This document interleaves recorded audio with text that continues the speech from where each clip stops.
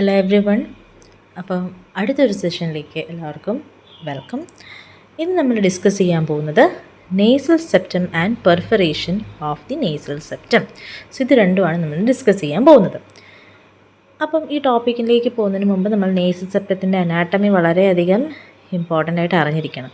അപ്പോൾ nasal septum എങ്ങനെയാണ്, എന്തുകൊണ്ടാണ് ഉണ്ടാക്കിയിരിക്കുന്നത്? നേസൽ സെപ്റ്റത്തിന് ഉണ്ടാക്കിയിരിക്കുന്നത് 3 മേജർ കമ്പോണൻസും 4 മൈനർ കമ്പോണൻസും ആയിട്ട് ആണ് അതിൻ്റെ പാർട്സ് നമ്മൾ പറയപ്പെടുന്നത്. അപ്പോൾ മേജർ കമ്പോണൻസ് എന്ന് പറയുന്നത് സെപ്റ്റൽ അല്ലെങ്കിൽ quadrangular cartilage, then perpendicular plate of ethmoid and vomer bone. അപ്പോൾ ആൻറ്റീരിയർലി കാണുന്നത് ക്വാഡ്രാങ്കുലർ കാർട്ടിലേജ് അല്ലെങ്കിൽ സെപ്റ്റൽ കാർട്ടിലേജ് ആണ്. Posteriorly we have the bony part made by perpendicular plate of ethmoid and vomer bone. Okay, ഈ പിക്ചറിൽ 1 എന്ന് കാണിച്ചിരിക്കുന്നത് septal cartilage അല്ലെങ്കിൽ quadrangular cartilage ആണ്. 2 എന്ന് കാണിച്ചിരിക്കുന്നത് പെർപെൻഡിക്കുലർ പ്ലേറ്റ് ഓഫ് എത്തമോയിഡ് ആണ്. ആൻഡ് 3 എന്ന് പറയുന്നത് വോമർ ബോൺ ആണ്. Apart from this, 4 major components are also forming the part of the nasal septum. അത് ഓൾറെഡി നമ്മൾ പറഞ്ഞു, മൈനർ കമ്പോണൻസ് അല്ലേ. So they are spine of the മാക്സില്ലയുടെ spine of the frontal bone, okay, then rostrum of the sphenoid, then crest of palatine and maxillary bones. അപ്പോൾ ഇതാണ് ഇതിൻ്റെ basic frame work എന്ന് പറയുന്നത്. സൈഗോമാറ്റിക് ബോണിന് യാതൊരുവിധ റോളും നേസൽ സെപ്റ്റം ഉണ്ടാക്കുന്നതിലില്ല. So zygomatic bone has no role in the formation of the nasal septum. ഇത്രയും ക്ലിയർ ആയല്ലോ.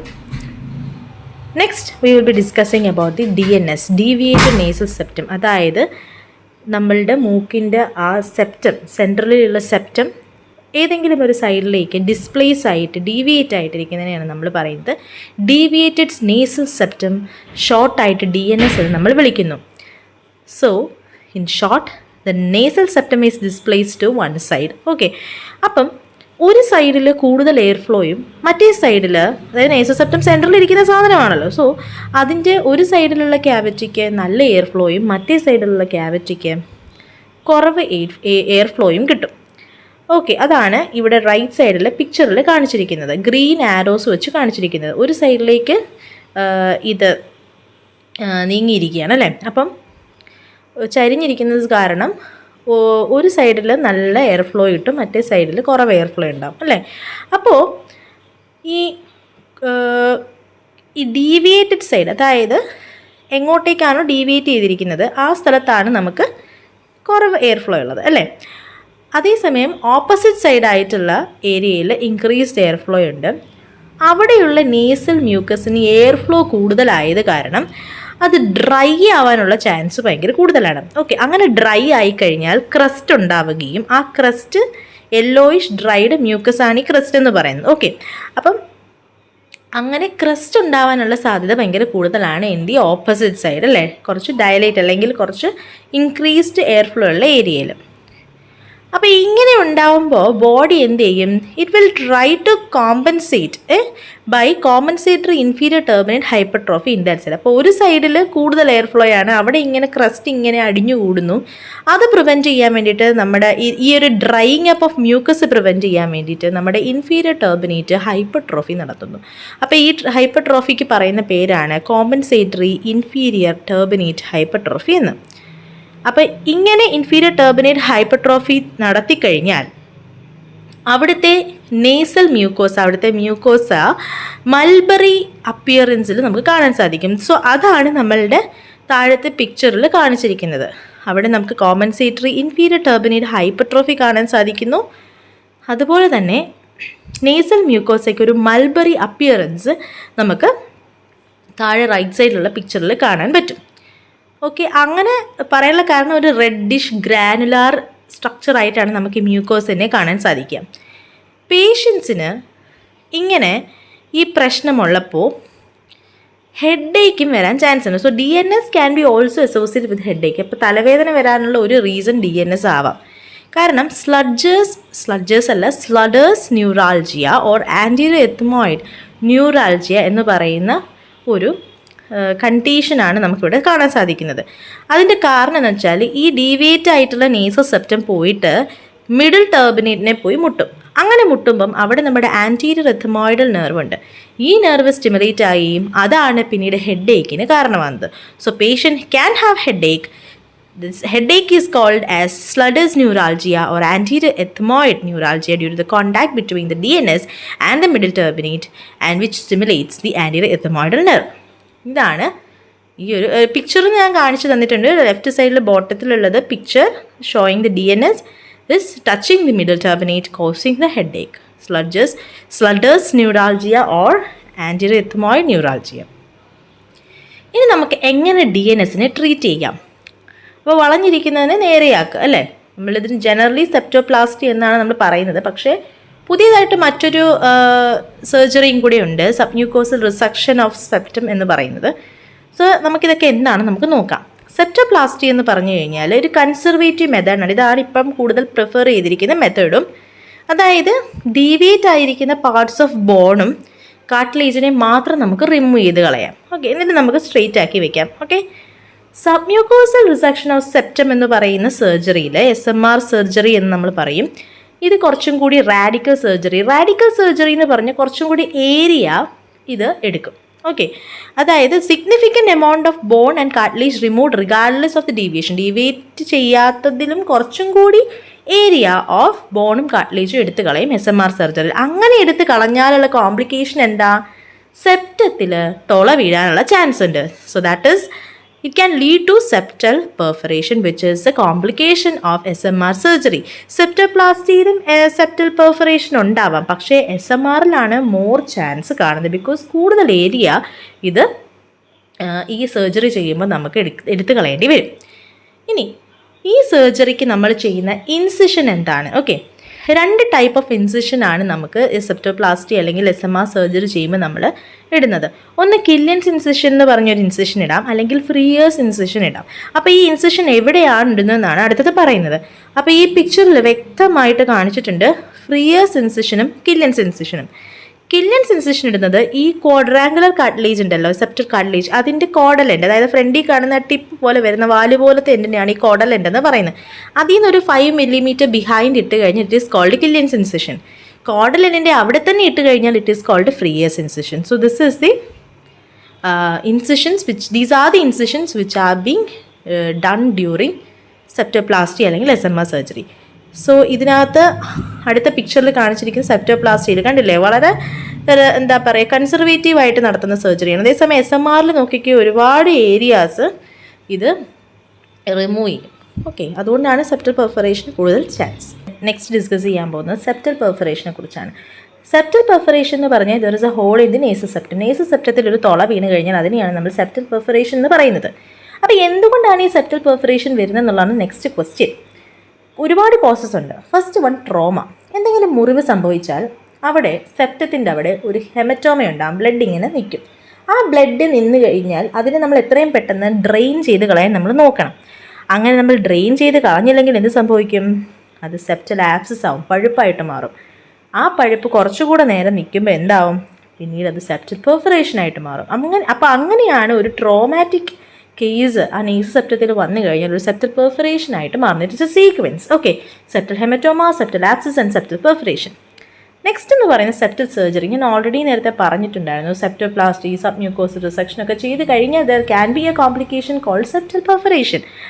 അതിൽ ഏറ്റവും കൂടുതൽ SMR സർജറിയിലാണ് നമുക്ക് സെപ്റ്റൽ പെർഫറേഷൻ കാണാൻ പറ്റുന്നത്. ബിക്കോസ് ഇൻ സബ്മ്യൂക്കോസൽ സർജറിയിൽ നമുക്ക് എന്താ കാണാൻ പറ്റുന്നത്? ദർ ഇസ് എ സബ്മ്യൂക്കോസൽ റിസക്ഷനകത്ത് എന്താ കാണാൻ പറ്റുന്നത്? There is a radical removal of the bone and cartilage. Okay, അപ്പോൾ അവിടെ ഒരു സെപ്റ്റൽ പെർഫറേഷൻ ഭയങ്കര ചാൻസ് ഉണ്ട്. കൊക്കൈൻ അബ്യൂസിനെ കുറിച്ച് പറഞ്ഞു കഴിഞ്ഞാൽ, കൊക്കൈൻ അബ്യൂസ് നടക്കുന്നത് സ്നോട്ടിങ് വരെയാണ്, മൂക്കിൽ കൂടി ഇങ്ങനെ വലിച്ചു കയറ്റുകയാണ്. ഇത് പിക്ചർ ഇറ്റ് ഈസ് പെർഫെക്റ്റ്ലി ഇതല്ല കാണിച്ചു തന്നിട്ടുണ്ട്. അപ്പോൾ അതിൽ നമ്മൾ നോക്കുമ്പം എങ്ങനെയാ വെച്ചാൽ കൊക്കൈൻ ഒരു സ്ട്രോങ് വാസോ കൺസ്ട്രിക്ടറാണ്. വാസോ കൺസ്ട്രിക്ടർ എന്ന് പറഞ്ഞു കഴിഞ്ഞാൽ ബ്ലഡ് വെസൽസിനെ ഇങ്ങനെ കൺസ്ട്രിക്ട് ചെയ്യിപ്പിക്കും, ചുരുക്കും. അങ്ങനെ സംഭവിക്കും. എന്ത് നടക്കാൻ പോകുന്നത് വെച്ച് കഴിഞ്ഞാൽ നമ്മുടെ നേസൽ സെപ്റ്റത്തിൽ ബ്ലഡ് സപ്ലൈ കുറയും. കാരണം ബ്ലഡ് കിട്ടുന്നില്ല. അപ്പം നേസൽ സെപ്റ്റം എന്താവും? നെക്രോട്ടൈസ്ഡ് ആവും. അങ്ങനെ നെക്രോട്ടൈസ്ഡ് ആയി കഴിഞ്ഞ് കഴിഞ്ഞാൽ അവിടെ സെപ്റ്റൽ പെർഫറേഷൻ ഉണ്ടാവാനുള്ള ചാൻസ് ഭയങ്കര കൂടുതലാണ്. അടുത്താണ് chronic granulomatous disorders. Chronic granulomatous disorders എന്ന് പറയുമ്പോഴത്തേക്കും കുറേയധികം ഇൻഫെക്ഷൻസ് ഉണ്ട്, പിന്നെ അല്ലാണ്ട് ഓട്ടോഇമ്യൂൺ ഡിസീസ് അങ്ങനെയൊക്കെ വരുന്നുണ്ട്. അപ്പം TB, ലൂപ്പസ്, ലെപ്രസി, ഈ 3 ഡിസീസസ്, TLL, ഈ 3 ഡിസീസസിൻ്റെ പ്രത്യേകത ഇവർ നേസൽ സെപ്റ്റൽ പെർഫറേഷൻ ഉണ്ടാക്കുന്നത് ആൻറ്റീരിയർ പാർട്ടിലാണ്, അതായത് cartilaginous part of the nasal സെപ്റ്റത്തിലാണ്. അതേസമയം ടേർഷറി സിഫിലിസ് ഉള്ള ഒരു ആളുടെ നേസൽ പെർഫറേഷൻ എവിടെയായിരിക്കും? In the bony part of the septum, അതായത് ബാക്ക് ആയിട്ടായിരിക്കും, നമ്മുടെ ബോണി പാർട്ടിലായിട്ടായിരിക്കും നേസൽ സെപ്റ്റൽ പെർഫറേഷൻ ഉണ്ടാകുന്നത്. ഇനി വെജനസ് ഗ്രാനുലോമറ്റോസിസ് എന്ന് പറഞ്ഞ ഡിസീസസ്, ഈ ഡിസീസിന് ഈസ് ഓൾസോ വേറൊരു പേരോടുണ്ട്, ഗ്രാനുലോമറ്റോസിസ് വിത്ത് പോളി ആൻസൈറ്റിസ് എന്ന് നമ്മൾ പറയും. ഇത് ഒരു ടൈപ്പ് ഓഫ് വാസ്കുലൈറ്റിസ് ആണിത്. അപ്പോൾ ഈ ഡിസീസിൽ കാണുന്നത് ബോത്ത് ബോണി ആൻഡ് കാർട്ടിലേജിനസ് പാർട്ടിൽ നമുക്ക് പെർഫറേഷൻ കാണാൻ പറ്റും. സോ അതാണ് ഈ ബോക്സിൽ തന്നിരിക്കുന്നത്. ഓക്കെ, അപ്പോൾ ഒരു സെപ്റ്റൽ പെർഫറേഷൻ ആയിട്ടൊരു പേഷ്യൻ്റ് വന്നു കഴിഞ്ഞാൽ അവർ പറയുന്ന കംപ്ലയിൻറ്റ് എന്തൊക്കെയായിരിക്കും? ഒന്ന്, വിസിലിംഗ് സൗണ്ട് നമുക്ക് ഇങ്ങനെ കേൾക്കുന്നുണ്ട്, ഞാൻ ശ്വാസം എടുക്കുകയും വിടുന്ന സമയത്തൊക്കെ എന്തുണ്ട്, എനിക്കൊരു വിസിലിംഗ് സൗണ്ട് കേൾക്കുക. എസ്പെഷ്യലി ചെറിയ ചെറിയ പെർഫറേഷൻസിലാണ് ഇതുപോലെ നല്ല വിസിലിംഗ് സൗണ്ട്സ് കേൾക്കുക. വലുതാണെങ്കിൽ അത്ര ഭയങ്കരമായി കേൾക്കത്തൊന്നുമില്ല. ഇനി ക്രസ്റ്റിംഗ്, മൂക്കിലിങ്ങനെ ക്രസ്റ്റുകൾ ഫോം ചെയ്യുന്നു എന്ന് പറയും. മൂന്നാമത്തേത് മൈൽഡ് ആയിട്ടുള്ള എപ്പിസ്റ്റാക്സിസ് ചിലപ്പോൾ ഉണ്ടാകും. ചിലപ്പം ഈ പെർഫറേഷൻ ഉണ്ടായ സ്ഥലത്തും ചിലപ്പോൾ ചോര പൊടിഞ്ഞു വരുന്നുണ്ടാവാം, ചിലപ്പോൾ ക്രസ്റ്റിംഗ് ഉണ്ടാവാം. അപ്പോൾ ക്രസ്റ്റിംഗ് ഉള്ളപ്പോൾ നമ്മൾ ചിലപ്പോൾ ചുരണ്ടും, അപ്പോൾ എന്ത് സംഭവിക്കും? There can B epistaxis. So അങ്ങനെ എപ്പിസ്റ്റാക്സിസ് വരാം. സോ ചീഫ് കംപ്ലയിൻറ്റ്സ് എന്ന് പറയുന്ന ഒന്ന് വിസ്ലിംഗ് സൗണ്ടും ക്രസ്റ്റിങ്ങും മൈൽഡ് ആയിട്ടുള്ള എപ്പിസ്റ്റാക്സിസുമാണ്. ഇനി സെപ്റ്റൽ പെർഫറേഷൻ ഉള്ള ഒരു പേഷ്യൻറ്റിന് ചിലപ്പോൾ സാഡിൽ നോസ് ഡിഫോമിറ്റിയും കാണാം, അതായത് ഡിപ്രസ്ഡ് നോസ് ചിലപ്പോൾ നമുക്ക് കാണാൻ സാധിക്കും. ഓക്കെ, കാരണം സെപ്റ്റം പോയല്ലോ, സോ അപ്പം ഡിപ്രഷൻ ഉണ്ടായതായിരിക്കാം. No how will you diagnose this case? ഒന്ന്, നേസൽ എൻഡോസ്കോപ്പിയാണ് ബേസിക് ആയിട്ടുള്ള ഡയഗ്നോസ്റ്റിക് മെത്തേഡ് എന്ന് പറയുന്നത്. അപ്പം അങ്ങനെ നമ്മൾ നോക്കുമ്പോൾ you can see the hole, okay, and പെർഫറേഷനൊക്കെ നമുക്ക് നന്നായിട്ട് ക്രസ്റ്റിങ്ങും ഒക്കെ കാണാൻ പറ്റും if you are doing a nasal endoscopy.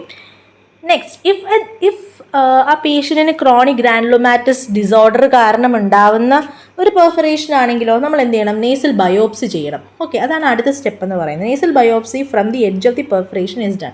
ആ പെർഫറേഷൻ്റെ എഡ്ജിൽ നിന്ന് നേസൽ ബയോപ്സി അങ്ങ് എടുക്കണം. അങ്ങനെ എടുത്തു കഴിഞ്ഞാൽ ഇപ്പോൾ നമ്മൾ ബയോപ്സി നമ്മൾ മൈക്രോസ്കോപ്പിലൂടെ ആ പാത്തോളജിക്കൽ ആയിരിക്കും സാധനം നമ്മൾ നോക്കിക്കഴിഞ്ഞാൽ if you are getting a caseous necrosis that is a TB. Okay, ഇനി നെക്രോട്ടൈസിങ് വാസ്കുലൈറ്റിസ് ആണെങ്കിൽ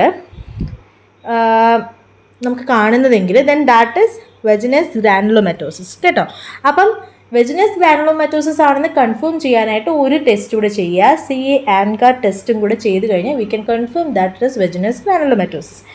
ഇനി അടുത്ത ഒരു ഇൻട്രസ്റ്റിംഗ് കാര്യം എന്ന് വെച്ചാൽ വെജിനസ് ഗ്രാനുലോമറ്റോസിസ് ഉണ്ടെങ്കിൽ മോസ്റ്റ് പ്രോബബ്ലി ഒരു മൈൽഡ് എപ്പിസ്റ്റാക്സിസും പിന്നെ ഹീമോടൈസിസും. ഹീമോടൈസിസ് എന്താണെന്നറിയാമല്ലോ, കഫിങ് ഓഫ് ബ്ലഡിന് പറയുന്ന പേരാണ് ഹീമോടൈസിസ്. സോ ഹീമോടൈസിസും ഒരു എപ്പിസ്റ്റാസിസും കൂടെ ഒരുമിച്ചുണ്ടെങ്കിൽ then that is Wegener's ഗ്രാനുലോമറ്റോസിസ്. വെജിനസ് ഗ്രാനുലോമറ്റോസിസ് usually നമ്മൾ എന്താ പറയുക, നമ്മുടെ ENTയിൽ വരുമ്പോൾ ബേസിക്കലി അതൊരു സൈനോസൈറ്റിസ് ആയിട്ടോ അങ്ങനെയൊക്കെ ആയിരിക്കാം മാനിഫെസ്റ്റ് ചെയ്യുന്നത്. Okay, so this is the diagnosis. ഇപ്പോൾ നേസൽ എൻഡോസ്കോപ്പി പിന്നെ ബയോപ്സി ചെയ്യുമ്പം കേഷ്യസ് നെക്രോസിസ് ആണെങ്കിൽ TB, നെക്രോട്ടൈസിങ് വാസ്കുലൈറ്റിസ് ആണെങ്കിൽ Wegener's granulomatosis and Wegener's granulomatosis ആണെങ്കിൽ confirm by ANCA test. And if there is a mild epistaxis and hematitis, it is vaginous granulomatosis. Vaginal granulomatosis usually come with the sinusitis. Okay. Now, coming to the treatment of septal perforation. ഇപ്പോൾ septal perforation വന്നാൽ നമ്മൾ എന്താ ചെയ്യുക? സർജറിയാണ് നമ്മൾ ചെയ്യുക എന്നുള്ളത്.